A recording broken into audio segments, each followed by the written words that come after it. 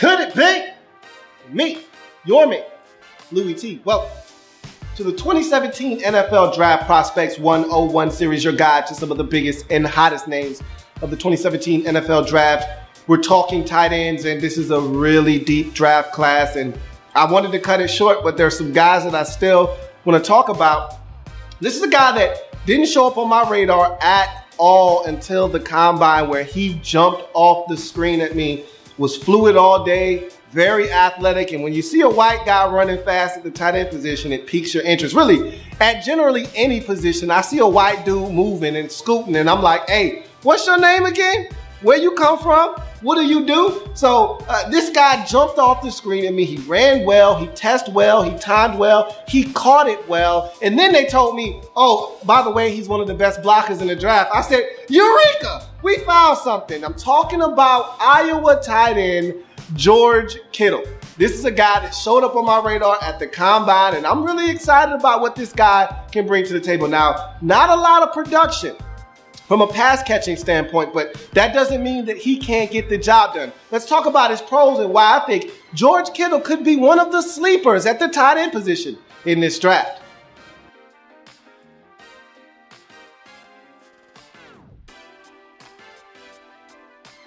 Standing at 6'4", 247 pounds, George Kittle comes to the NFL with some really solid size. Now, is he a big-time inline blocker like, say, an O.J. Howard, or even a guy that has a little bit more size on him like a Jordan Leggett? Nah, not exactly, but this guy can get it done. 6'4", 247, nothing to scoff at. He's right in line with all of the guys that we've talked about at the tight end position for the most part in this draft. So feel good about George Kittle's size and what he brings to the table from that standpoint. You go to his next pro, athleticism, and I told you this is what had me salivating at watching him on tape. I was really like, after the combine, and if you go back and watch my video, I think I might have even said it on day, I think it was day 2 when we saw the tight ends at the combine, and I said, man, this George Kittle guy out of Iowa, I can't wait to watch him because he was impressive at the combine. Ran a 4.5, 240, which again, didn't see that coming from George Kittle.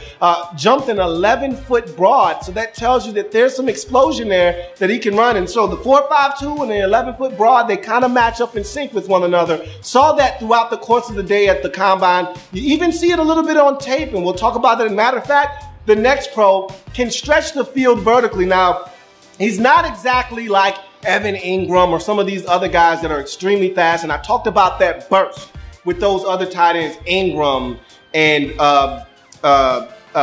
O.J. Howard and David Njoku and some of those other guys at the tight end position, and Gerald Everett, that comes with a little bit of a burst that you may not expect or you generally don't get out of the tight end position as a whole. He doesn't offer you the burst necessarily, but he's a build-up speed guy. But once he gets going, he can get up to top speed. And I told you 4.52, there's a couple of plays I watched him catch the football, one against Purdue, where he's blocking tight end delay seam route. Okay, so it's a tight end delay seam. So he blocks, then he discards, gets up the field, and that linebacker stood no chance, takes off, touchdown. Up the seam, he had a couple of beautifully executed wheel routes up the sidelines, opposite sidelines, against North Dakota State in the first game of the season for Iowa, in the upset loss to North Dakota State at home. But he had some big catches in that game, up the sidelines, running past defenders, using that speed. Again, once he gets up to top speed, he's tough to keep up with. And so he's one of those guys, very athletic, can stretch the field vertically. If you're not careful, he will run by you. Don't let his skin color and the way he looks a little goofy. Shoulder pads kind of raggedy, looks a little rough around the edges. Don't let that fool you. It's like white man can't jump. Just because he's white and he looks a little funky doesn't mean he can't play. He will run by your ass if you're not careful. Sneaky Rackster, okay, is the next pro. He's not Gerald Everett juking dudes out of their shoes in space per se, but he's a guy that will make you miss and will get extra yards after the catch. Again, you're not expecting this when you see him, when you first lay eyes on him. This guy ain't about a damn thing. Best he can do is be my third tight end as a blocker in on 3rd and 1 and some sub packages. Don't let it fool you, man. This guy can get out in space and scoot a little bit. So he's a sneaky rackster, a guy that can get some yards after the catch for sure. Formational flexibility is the next pro. One of these guys that lined up everywhere at Iowa, they split him out wide. They put him in the slot a lot because they liked him coming down as that last blocker to seal the edge. He would come down as a crack block guy a lot of times. He would a lot of times also sell a run and get out into the route from the slot as well. So they would do a number of things with him. Of course, he lined up in tight. I thought he did a really good job in tight line in a traditional tight end stance in line, blocking that way. Did a really good job in motion when they would send him in motion, and he would be the lead on plays. So I think he's a guy that gives you a lot of formational flexibility. And just like much of the tight ends that we've talked about in this series, a lot of these guys offer you formational flexibility. That's another thing that makes these tight ends so unique in this particular draft class, that you can move these guys around, use them as chess pieces, because they are so diverse in where you can line them up in different packages offensively. Catch it in traffic. He's a guy that, again, didn't get a ton of targets at Iowa. Pro-style offense, though, so you like that. But he didn't get the football a lot, but when he got it, he caught it. And whether it was in traffic, whether he was wide open, he caught the football. So he's not a guy that's going to put it down on the carpet very often, which leads me to my next pro, great hands. 48 catches in college, only one drop. So that tells you all you need to know about this man in terms of catching a football. 48-to-1 catch to drop ratio for my man, George Kittle. Doesn't drop the football, great hands. Every time I saw him, the football thrown his way that was close to him, he came down with the football. And finally, to me, his biggest pro, ability to block. I think he's very strong at the point of attack. And the thing that separates him, and I'm not saying that he's a guy with a nasty streak or anything like that, looking to run a guy into the sidelines or anything like that. But what I did find with Kittle is that unlike a lot of these other blockers in this draft who are looking to engage but don't necessarily stay engaged, he's a guy that is looking to take a guy and drive him 3, 4. I saw him in a couple of games. I watched him against Miami of Ohio. I watched him against Purdue. I watched him against North Dakota State. I watched him in a few games, and he was driving dudes 5, 6, 7 yards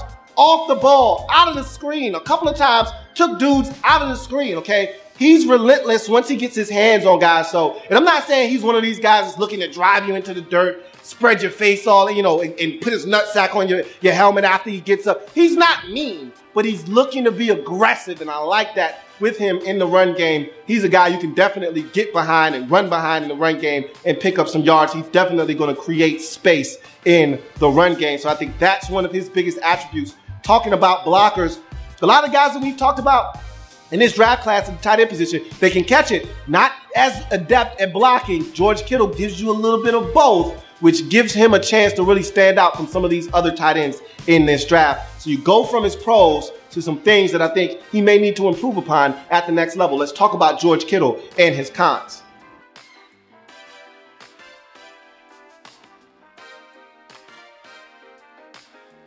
Lacks quickness and subtlety in his route running ability, which leads me to believe he may not be able to separate consistently at the next level.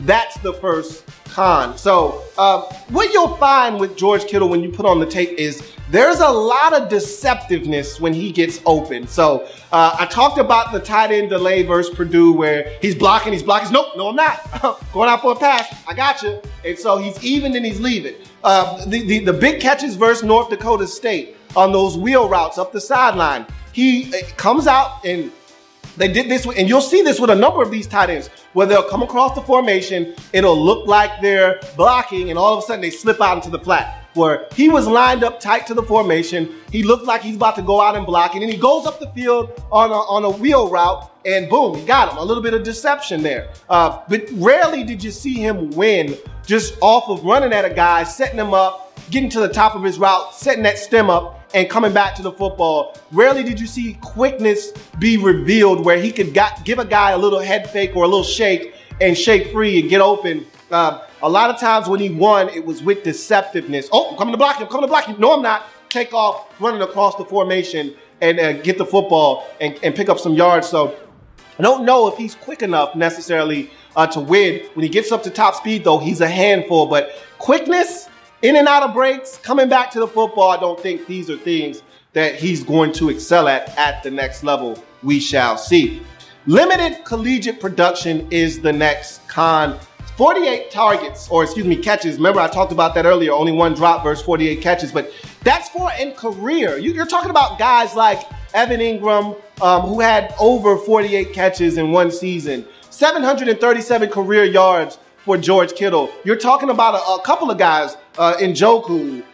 O.J. Howard may have surpassed that at one point. Maybe, maybe not. He didn't get the football enough at Alabama. But for sure, Evan Ingram did. Okay, and Gerald Everett did as well in one season. So you're talking about a guy with limited production. Now, he did have 10 touchdowns, which is more than O.J. Howard can say for his entire Alabama career. So he did get the football in the end zone, but still not a lot of production there for George Kittle catching the football wise. There's plenty of tape of him blocking, but him catching the football, I think that's something you want to see him explore a little bit more of at the next level. We'll see if teams decide to do that with him or not. And then finally, Carfax report, foot injury in 2016, cost him a couple of ball games. So you always want to know, especially when they're recent, like 2016, cost him a couple of ball games in the middle of the season. That big upset win over Michigan, he wasn't a part of it. So you always want to know how's that kind of stuff going, because you want to know these guys that you're investing in are healthy come training camp. After you've selected them, you want to see them come to the little mini camps and be ready for training camp. So obviously he came back and played the rest of the season. So you'd like to think that he's just fine, was good at the combine, was great at the combine. So you'd like to think that that foot injury is behind him. But that's George Kittle in a nutshell. Really like what I saw from him on tape. I think there's some things he's going to have to clean up at the next level, but obviously there's some talent here. There's some things he's going to have to work on, and he can get better as a route runner. That's something you can learn. That's not something you have to be innate at. So I feel like there's a lot to work with here in the package that is known as George Kittle. That's his draft prospects 101 breakdown. If it happens in the National Football League, whether big or small, we cover it all here on the Louie Tee Network. Come back and join me. I got plenty more tight ends to break down. I will see you next time. We're going to wrap these tight ends up. We're going to move on to the defensive side of the football. A lot of talent over there. It's oozing and dripping with talent on that side of the football. So we're going to get over there as quickly as possible. I'll see you next time.